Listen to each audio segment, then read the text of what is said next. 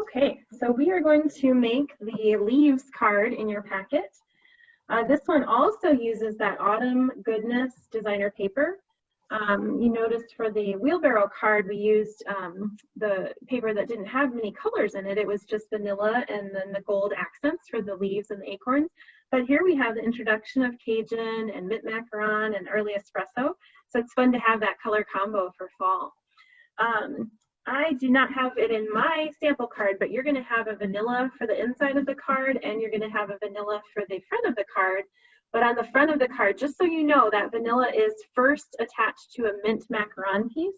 So as you open everything up, for each card that you are making, you should have the crumb cake base. So the card base, you should have 2 pieces of vanilla. And you should have this mint macaron that's going to serve as the background for the vanilla that goes on the front of the card. So first thing we'll do is to fold the card along the score line. And again, use your bone folder or your finger to flatten that down, burnish it. All right, then we're going to take one of the vanilla pieces and let's adhere that inside the card using your tape runner. Some people do like to use the liquid glue whenever they're gluing things, but I've never gotten into that unless I'm, gluing something really intricate or need a glue in like one pinpoint dot spot. So I usually use an adhesive runner. All right, so that's my vanilla piece for inside the card. And then for the outside of the card, I will adhere my other vanilla piece to my mint macaron piece.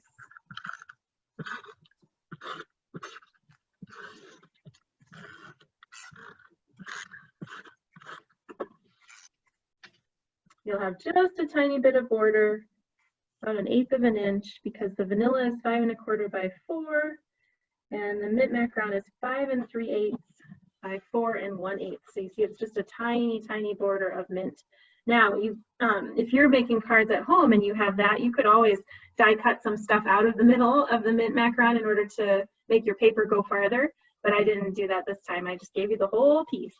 All right. So now we can take this and we can adhere it to the front of the card. And again, there's just going to be a very slight border around the mint because it's 5 3/8 by 4 1/4, and our card base is 5 1/2 by 4 1/4.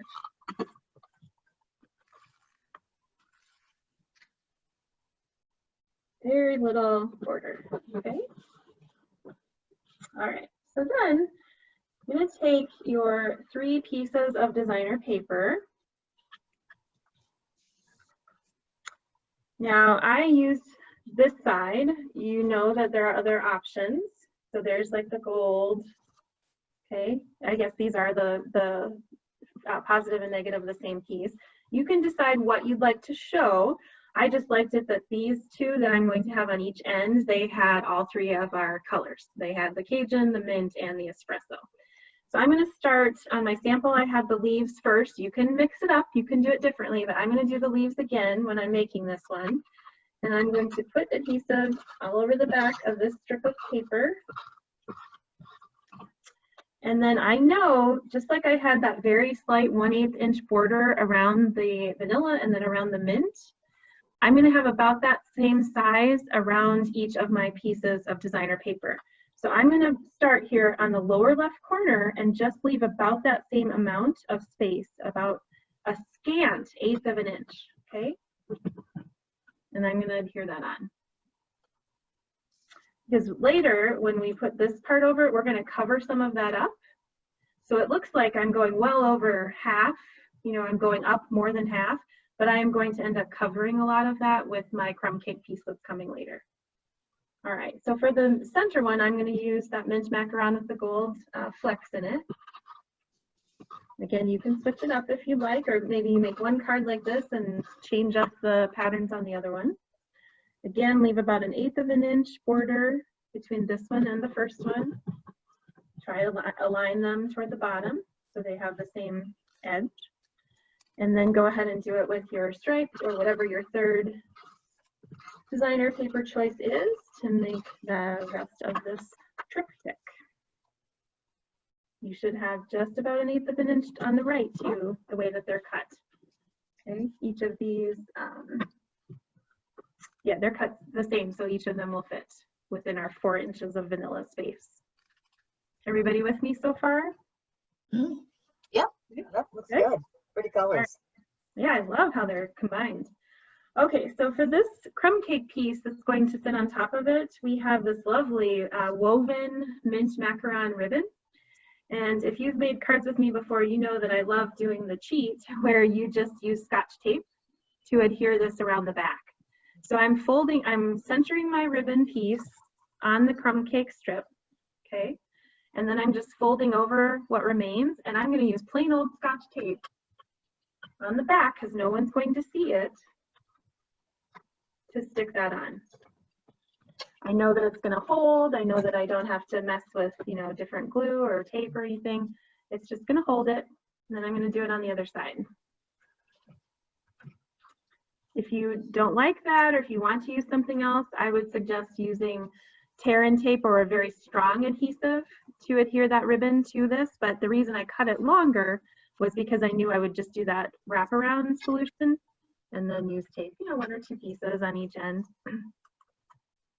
Okay, now I want to adhere this to this, but you know it's a little bulky with that ribbon, okay? So I'm going to use a ton of my adhesive roller, but you could use tear and tape on the back of this, you know, that very strong permanent adhesive tape that's double-sided. You could use that or any strong adhesive that you have because you want to make sure that this stays here and lays down in a good way. On my sample, it looks like it's maybe popping up just a little bit on the edge, and that's not my favorite. So I might suggest using tear and tape or just a lot of its strong adhesive that you have, okay?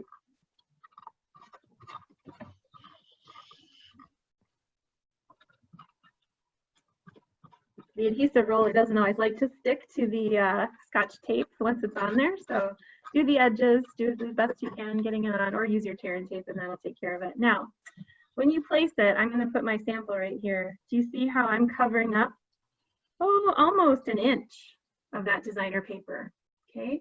So when you place it, you're going to place this where just a little bit of your crumb cake strip sits over the end of the designer paper. You're going to cover up almost an inch of the designer paper, and it should go left to right. It should align with your vanilla piece. It is the same width as the vanilla, 4 inches. Okay, you can straighten it a little bit. All right, so those are the basics. Then we're going to take the message that's made with this nice stitched label, and we're just going to use adhesive runner on that as well. I didn't pop that up because I want the leaves to be the focus. I want them to be popped up. And I'm going to place this so it's just to on the right side, kind of centered up and down to this vanilla area that's still shown. So you want to adhere it to the front of the card, off to the right side, not hanging off the card, but just right up there to the edge, because you want a nice space here for where your leaf collage is going to go. Okay. So then in your packet for each card, you should have a Cajun leaf with no embossing or veins or anything on it. Mint macaron medium-sized leaf that does have that embossing, and that's made with the die itself. It's just one pass through the Big Shot. The die and the leaf veins are all done at the same time. Same idea with the espresso small leaf that has embossing on it. And then you should have 2 of these little leaf branches, if you will, with each card that you're going to make. So I know that with the poinsettia card that Carol made, she waited until the end to tuck things underneath. I'm going to assemble the whole kind of leaf collage here, or that whole leaf multiple piece set, before I put it onto the card. It's just another way that you can do it. Either way is perfectly fine. But here I'm going to position everything the way I want it, kind of gluing it all in one clump before it goes on my card. So to start that, I'm going to take my Cajun leaf and I'm going to put adhesive on the back of it where I want those vanilla leaf branches to stick out. So on the left side and on the right side, I want those to kind of peek out from underneath my leaf. Okay, so just put some adhesive on the back where those are going to sit. it doesn't really matter if you get extra because we're going to pop this whole thing up. So if there's extra on it, it doesn't really hurt anything. Just put a generous amount on the leaves, or on the leaf edges here. And then turn it over and kind of position where you want your 2 leaves to stick out, your 2 branches to stick out behind the Cajun. Okay, makes sense? All right, so then you would just take adhesive to put on the next one, which is the mint. And there, I'm not going to put the adhesive on the Cajun because I don't want to have extra that shows, you know, outside of the green. So I will put it on the mint and then put it on. And then I'll do the same with the espresso leaf, kind of setting it off angled a little bit. There's some variation. Okay. Now my whole set of the 3 leaves and the 2 branches are going to go onto the card. So I'm going to put several pop dots on the back. Doesn't matter that I have adhesive still showing on the Cajun leaf, that's okay.